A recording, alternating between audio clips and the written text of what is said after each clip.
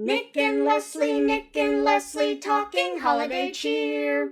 Hallmark movies, cozy nights, and a festive review today. Hey, grab a seat and a sweet treat. Cozy up, push play. Movie cheers, what you'll hear this Hallmark movie day. Everyone, welcome to our, second episode of the Hallmark Movie Review. I am joined by my wonderful wife, Leslie. Hello. Hi. So today we are going to be talking about yesterday's Hallmark movie premiere, which was called Twas the Date Before Christmas. A blind Christmas date, yeah. Blind Christmas Date.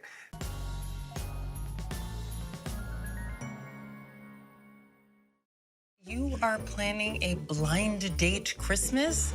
Don't worry about a thing, Brian. Everyone's so excited to meet Jesse's new boyfriend. I didn't realize you told your family I was your boyfriend.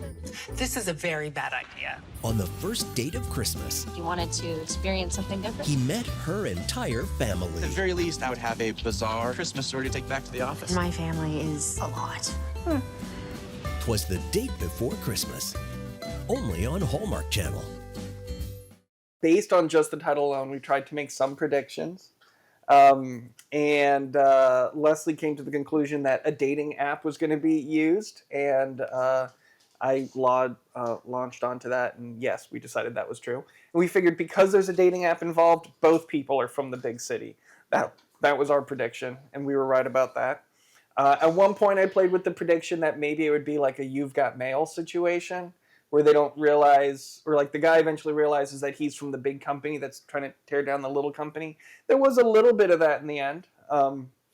Also, we talked about who would be the main character's side or setting, and it was the woman's, and that's what we agreed on too. It was her family. Yeah, that's true. It's almost always the woman is the main character.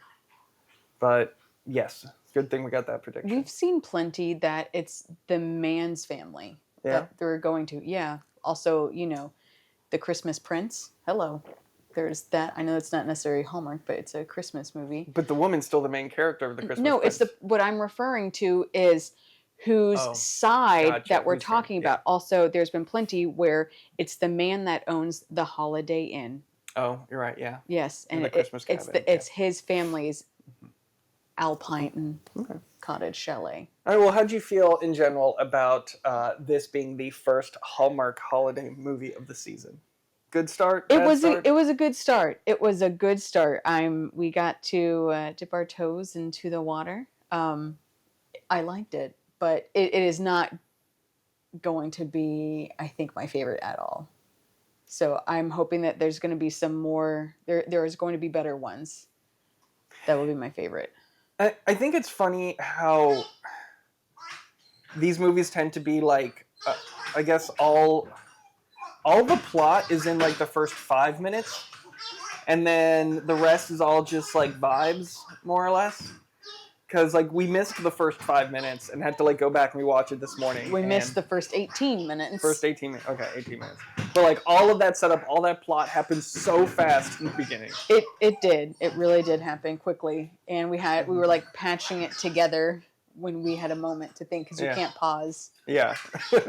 And apologies if our microphones are picking up our dog playing with his toy. He's very dramatic right now. Yes. I guess he liked the movie. He did. So let's talk about the main actors. They were Brian and Jesse. And I don't remember the actors' names, but the characters were Brian and Jesse. No. I didn't recognize them from any other movies. I did not either, no. Maybe they're new to this year's, but I'm sure we'll be seeing them throughout this season. Yeah. So I thought Brian was way better than Jesse as like a character. Jesse just seemed kind of like a wet blanket to me. She was just like a stand-in for someone who should have had more charm. But Brian was a charmer. You don't agree? How do you feel? I guess I didn't really think of that. I did like her facial expressions. Sometimes we don't really want to see our mothers cry because we're like, ugh, not that we feel bad, But it's like, okay, here we go again. Her face said it all. I'm like, yeah, that's my face too. There's also going to be full spoilers for this plot too. So oh yeah, full spoilers. Yeah. So she was a bad communicator. Let's start out with that. Yeah. But I don't understand what was giving her the pressure that she was under, having to find a date for. I feel like I'm getting ahead of myself on this. Well, okay. So the quick plot is her family does a very elaborate Christmas, and It's the Christmas Olympics. the Christmas The Olympics. Chamberlain Christmas Olympics. Yeah, and she gets word that like, hey, everyone's kind of sad this year because we find out by the end of the movie her fiance died. They've been together for a while. They were engaged for a few years, so they had to have dated. So he was in the family. Yeah. And it seemed like he died just recently, less than a year. And what's weird too is like she seemed fine with it, but everyone else in the family was heartbroken and wanted to cancel Christmas. And she's like, you can't cancel Christmas because I'm bringing a date. Really? Wow, that's exciting. But the family's trying to get her to accept that change is a good thing. Of course, change can be a good thing, but also, why are we having to change something when it's someone's first after losing someone? I just felt like that was a rush on everyone. The plot was a little convoluted to get to what they really wanted to tell the story was a blind date family Christmas, which in itself is great, but I think they could have probably done a better job to get to that point. Yeah, I mean, but I guess it's the whole point. We're trying to figure it out at the end. If this was the 90s, it would have been someone lost a bet and they had to go on a blind date Christmas. But also, it's Hallmark's trope is miscommunication. Yeah, that's true. Miscommunication. People were lacking of the communication. Yeah. But yeah, I did think it was weird that the whole family was more sad about. Like, there's one point where her brother's like, I can't believe we're all trying to act like this is normal. And then that brother was very emotional. He always was on the brink of crying, is what his face looked like. Meanwhile, the main character, Jesse, didn't seem that heartbroken about a lost fiance. No, honestly. Like, why are people wanting to get over someone so quickly? But also, her family wasn't listening to her at the same time for what she wanted to begin with. It's the mom automatically only listened to her when the mom got her way. Yeah. So, boomer parents. So let's kind of just go down some of our notes. We can alternate. I'll go first. My first note is rhubarb pie. So, like, their safe word was rhubarb pie, which I thought was adorable. Yeah, it's adorable. And then come to find out later, she's deathly allergic to rhubarb. That would have been useful. You did not. I think you need to know it because, I mean, first of all, if I'm deathly allergic to something and that food is made every year, what could happen and you could consume it and... Every year at this Christmas party. Oh, every year at this Christmas party, the stepfather makes a rhubarb pie. But again, Jessie is deathly allergic to it. So when you're deathly allergic to something, is that automatically mean like when it's floating in the air? Oh, like you're in the same room with it, like airborne, like you're gonna still, I don't know what. I think it depends on the ingredient. Like, I don't think rhubarb has spores, but peanuts don't either. Yeah. So that's what I'm like, what's the deathly allergic amount? Good but question. You should be telling someone, especially if you're faking being their date, which we... And, like, if you're already bringing up the subject of rhubarb pie by picking a safe word, she's like, oh, by the way, I'm allergic to it. Also, we got really into rhubarb pie. So to begin with, there was miscommunication, but anyway, Jess said she was bringing someone to the Christmas party to make her mother happy. And the mom said, oh, I can't wait to see what ends up being a fake boyfriend. Oh, she says beau or something. I can't remember. But anyway, so everyone then assumes that Jess is bringing a boyfriend. And she does not disclose that to Brian, the fake boyfriend, until they meet the family at the front step. Very cute house that the entire thing's filmed in. Gotcha. And then so the family goes, "Oh, we were so excited to meet Jesse's boyfriend," and then Brian went along with it. So now they went in the house and they started, quickly realizing, "Hey, we need to fake this relationship to make the family happy. It's just for one day. Let's do it." And then they come up with a safe word when they become too uncomfortable in a situation, which is rhubarb pie. So one thing that I don't usually see in Hallmark movies that I did see in this one was, it's probably weird to bring this up, but like the guy was the passenger and she was driving. That's all. I just don't see that a lot in Hallmark movies. It's usually a guy driving and a girl's the passenger. I don't remember that part. Yeah. I Well, thought because like they were going to the house and she drove. so. I'm gonna back up a minute real quick. So I liked in the beginning. We know their occupations right off the bat. So he works for a real estate development company, and then she is marketing in fiber optics. Yeah, it's So a weird choice. It's an interesting choice, but it made us laugh a few times when they said fiber optics, and there was a fiber optic commercial that was going on too. And like usually in these Hallmark movies, someone is in marketing. So yeah, someone's always in marketing, but whenever just a couple things that we like seeing in Hallmark movies right off the bat, we had our Chestnut Street vendor. Oh yeah, just on the side of what potentially could be Chicago, Yeah. almost the way it seemed. we like to imagine that it's the same street vendor in every Hallmark. in every movie. Hallmark. This one seemed kind of young, so they Yeah. might be on a new crowd for their vendors. So I liked also early how Brian is like, he's super into Jessie. I mean, other than her being cute, I don't think she's really bringing much to the table. But he's like really infatuated. Like as soon as she's like, "Oh, by the way, we need to pretend you're my boyfriend."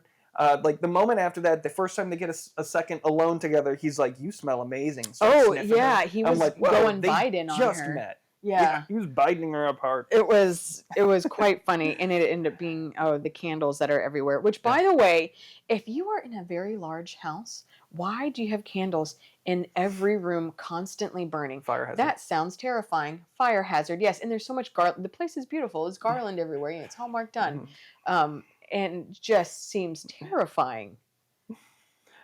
So the first game in the Christmas Olympics was someone hides the star. Well, to begin with, Yeah.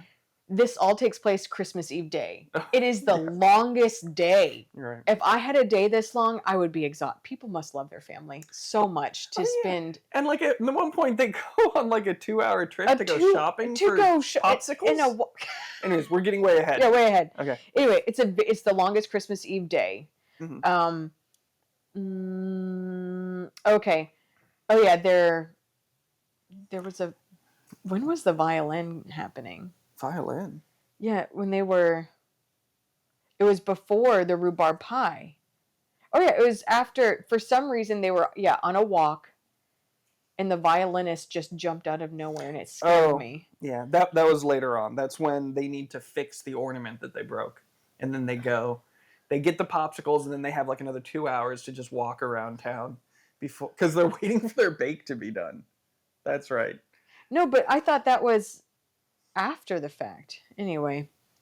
Okay, I put my note in a different place. Sorry, keep going. So I thought that the first game was cute. Someone has to hide the tree topper star somewhere in the house. Whoever finds it gets to put it on top of the tree. I thought that was cute. And then they have the opening ceremony for the Christmas Olympics. That was the opening ceremony, right? Oh no, that sorry. That was not the opening that ceremony. Was that you can't start the Olympics until the star is on the tree. So what was the ceremony? It was the Aunt Lily. Yeah, Aunt Lily. She was revealing, remember the chart, the beautifully framed everyone's name, like the points, as well, as the categories that they were doing of the events. And what was new this year was the spinning wheel to choose the events at random. Oh, right, yeah. Yeah.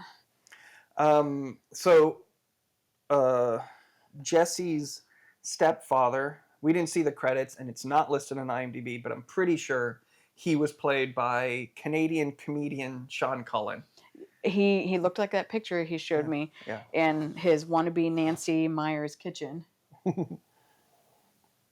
But so like I listened to Sean Cullen stand up so much in high school. He does this hilarious bit where he's like a priest doing comedy. Anyways, it's Okay, please take that out.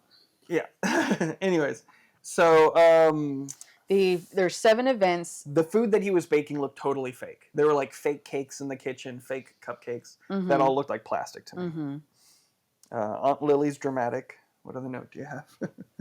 Okay, I mean, so we find out Brian hates Christmas, and and that's when we find out Brian gets a call from his developer saying, "Hey, our attorneys are going to be sending out the eviction notice to the one tenant that's left in this building for them to change into affordable housing, and that tenant is the owner of Warm Hearts Candles, which is Shelley, Jesse's sister-in-law." And so Brian is on the phone with the interim CEO saying that the attorneys will be sending it out tonight. And that's when, Brian finds out that he's with the shop owner. So yeah, a lot of questions about that. One is like, why are they going to send an eviction letter out at like 6 p.m. on Christmas Eve? Yeah. And See, longest day, actually. It was even... And then second, they keep saying letter, yet she gets it as an email like 10 minutes later on her phone. Yeah. So she's also checking her email on her phone. Well, she also could be like you and have every notification pop up on their phone. So that's true. And like, now I don't know anything about this, but like, did she not have a lease? If you buy a building, don't you have to honor the existing leases? I mean, it's a different state. I'm assuming this is clearly not Florida, as well as their commercial could be different. Yeah. And who knows what occurred with, like, anyway. And so, okay, also plot-wise, it's an interesting choice that they didn't make the main character, Jesse, be the shop owner. Or, like, even a private partner or something. I guess because they figured, like, it would have come up early that she makes candles, so, like, then they couldn't have made that be a surprise thing by the end of it. Yeah, they need someone in fiber optics. That's true. Yeah. That was important to the plot. It was very important. Yeah. But in a way, I kind of like how it brought in another character. It's also interesting to me that, like, the stepfather is an important character. The sister-in-law is an important character. That their children are characters. It's not like there's a mother, but there's no father. There's only one brother, and she seems a lot closer with her sister-in-law than her brother. What do you mean there's no father? Like, you don't say, like, they don't say what occurred with the father? Is that what you're saying? I mean, like, he's not part of the cast. Like, he may be dead or whatever. It's just, I'm saying it's weird that it's like marriage bonds are just as strong in this character ensemble as familiar as like blood relative bonds. Oh. I just thought it was interesting. I mean, I think a marriage bond is stronger than familiar bond. No. What I'm saying, it doesn't matter. We'll move on. Oh yeah, and then Grandpa shows up. That was weird. Grandpa only comes for the food. So, like, when he shows up, she's like, "Let me warn you, Grandpa's kind of weird." And what did we miss? And then he's like, "Weirder than your family?" And she's like, "Touche." He has one line the entire movie, which is, "Oh, he's taller than Steven." Right, and then we're like, "Oh, who's Steven?" Oh, that's right. We forgot about this mystery letter Christmas. That did not need to be part of the plot at all. Some letter that I guess her fiance wrote her about Christmas, and right she before never he opened passed. it. I don't know. Yeah. First Christmas without him. I'm sure it's like, "Oh, I hope you get boned on the Christmas after me," or something. Right. Win the Olympics. Yeah, something like that. Yeah, so on the Olympics, they have the, Finding the Star, and as well as there is a baking competition, a snowball dodge ball game, a couples quiz, contest. a rapping contest, a walk in the woods. Yeah, that gets you 1 point. They say it's the participation. Christmas karaoke. Yeah. I thought the brother looked like the kind of actor you'd see in like an insurance commercial, as like the silly guy who comes in to try and get insurance on his boat. I don't know. He just had like a commercial actor face. Oh, his face was always wanting to cry. Yeah. I got tired of looking. I wrote "Little boy is cute." Which one is that? maybe one of the nephew. There's only one little boy, the nephew. That's right. Oh yeah, so then they break an ornament on a tree by mistake. Oh yeah, sentimental. We all have, I'm sure, those thumb depressor frames that we made as children, decorated with Christmas random buttons and bows. Yeah, so they accidentally break the ornament. I remember they were doing something very silly. That's that caused where her to they smash were. into it. See, that's what it was in the beginning. Yeah. They broke the ornament whenever they were looking for the star, which was prior to the Olympics, and they had to go get the wood glue to go. So it was before the Olympics started. They right, went and yeah. got the wood glue, and that's where the violinist popped out of nowhere and like scared me. Okay. And then he's like playing Jingle Bells, and his fingers aren't even moving, but he's all up in everyone's face. And then so there was there's also the baking competition, and while they were waiting for everything to bake, they're like, well, let's go to town. Go into town, I guess. Mm-hmm. And although I can't tell if this is a big city or a small town. See, I feel like, or they're in the suburbs. yeah. So I think it's like they're in the big city, and then like just maybe 45 minutes out of town is where her family lives. Okay. So Something like that. All right. Broken ornament. They were gone for hours waiting for the bake to be done, it seemed like. The snowballs looked very fake in that snowball fight. yeah, they did not break whenever they hit someone. I wrote, what the fuck, Andrew? Who's Andrew? Andrew's the brother who is constantly, he's the one that had an emotional breakdown. That's right. Whenever they revealed after the sister-in-law Shelley got the eviction notice. Oh, yeah. And then they found out that the developer was Brian. Yeah. So And Shirley did a great, she tried not to ruin everyone's Christmas. yeah, she's like, when we'll she talk got the about it eviction later. letter, she was very secretive about it. Yeah. Not in a bad way, but no, I don't want to ruin people's Christmas. Exactly. Like, give it a minute. She should have been the main character. Shelley was good. Yeah, I liked her. Grandpa had one line. I wrote royalty-free, nondescript music. That's right. So the brother Andrew has this elaborate, he's like, I do the Christmas lights to match to the music. So when it's the closing ceremony. Yeah, the closing ceremony. So when he finally does his light show presentation, it is royalty-free music, which I thought was funny. Yeah. Because you'd expect, a Mannheim steamroller or something. Because he was refusing to do his light ceremony because he was just so distraught of the finding of, and it was after also everyone apologized.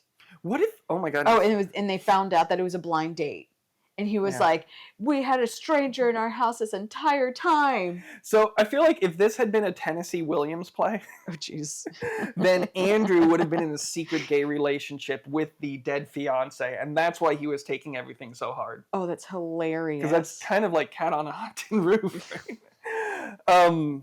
Yeah, I like to imagine that's the subtext that's going on here. Right. Andrew and Sean. Yeah, and so he's pretending he's distraught about the candle shop being evicted, but really it's his lover is no longer there to spend Christmas with him. And then I wrote Aunt Laziest Love Stories because it turns out that the Uber driver is actually her boyfriend. I don't know why she had to keep that a secret. I don't know. So, overall, how do you feel about this as in the pantheon of Hallmark Christmas movies? I'm always surprised at the storylines that they can come up with. Also, this said inspired by a true story. Oh. And so I don't know if I've ever seen on an intro. So now I'm like, well, now I got to pay attention to see if it's inspired by a true story. We somehow always manage to miss the first minute of these movies. You're running around trying to get everything, your sweet treat. Yeah. And take a seat. I'm impressed by the storyline. But it's a good middle of the road. I want to say I probably. It's okay. So as Leslie, I just threw up coffee. Oh, I think it's It's middle of the road for me. Yeah, it's not top half. It's definitely not as bad as the Christmas movie about the obstetrician. The colorblind guy. The colorblind guy, Colors of Christmas. That's the worst one. That was It's not as bad as the one about the dog shelter owner that doesn't really feature any dogs or dog shelters. that was ridiculous. But it's not as good as Haul Out the Holly. Like the writing, gosh. there was hardly any comedy, and like the comedy that was there was just like people trying to do things funny rather than like well written stuff. So the writing, I gave it a 3. It just like barely got the plot across, I felt. Acting, I gave that a 4 out of 10. Couple of people were good, but like kid actors are always going to bring things down. And then directing, I gave it a 5. They didn't try anything complex. They didn't do any like dramatic set pieces. Everything was in like just 2 rooms and like 1 stroll. So yeah, overall it is a below average film, but Hallmark wise, it's average. Yeah. Agreed. All right. So any final thoughts? No. All right. Well, I'm excited. I'll be watching the careers of these actors intently. Well, check back at the next one, The Holiday Crashers. Yep. I don't know if we're going to be able to review all the movies this year, but we are going to try. Yes. Yes. All right. Thank you all so much.